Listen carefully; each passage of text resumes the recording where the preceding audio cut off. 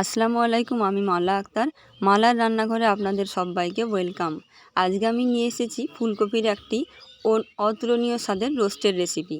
তার জন্য প্রথমে একটি ছোট সাইজের ফুলকপিকে ছোট ছোট করে টুকরো করে তার উপরে নুন, হলুদ গুঁড়ো, ধনের গুঁড়ো, জিরের গুঁড়ো, লঙ্কার গুঁড়ো, অল্প পরিমাণ টক দই আর কাজু আর পোস্তের বাটা 2 চামচ মতো মিশিয়ে সমস্ত ফুলকপির মধ্যে যেন মশলাটা ঢুকে যায় এমনভাবে মাখাতে হবে। তারপর ভালো করে মাখিয়ে নিতে হবে। তারপর 5 মিনিট ঢাকা দিয়ে রেস্টে রেখে দিতে হবে। ভিডিওটা কে কোথা থেকে দেখছেন একটু কমেন্টে জানাবেন। আর কী ধরনের রেসিপি জানতে চাইছেন সেটাও জানাবেন, চেষ্টা করব। এরপর কড়াইতে সাদা তেল গরম করে তাতে অল্প কালো জিরে ফোড়ন দিয়ে সামান্য পরিমাণে পেঁয়াজ কুচো দিতে হবে। পেঁয়াজটা যখন ব্রাউন হয়ে আসবে তারপর ফুলকপির মাখাটা পুরোটাই দিয়ে দিতে হবে।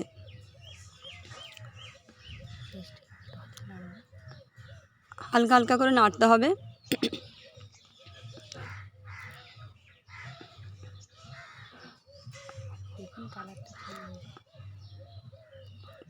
এবার কালারটা আস্তে আস্তে চেঞ্জ হয়ে আসছে।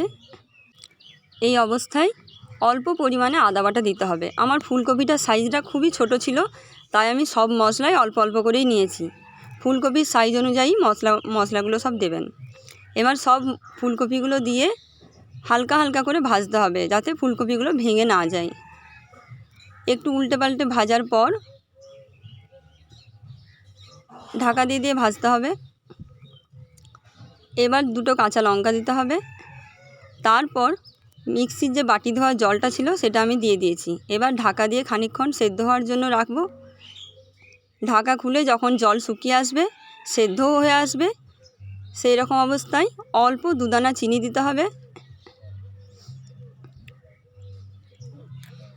এবার গ্যাসের ফ্লেমটাকে বন্ধ করে দেব।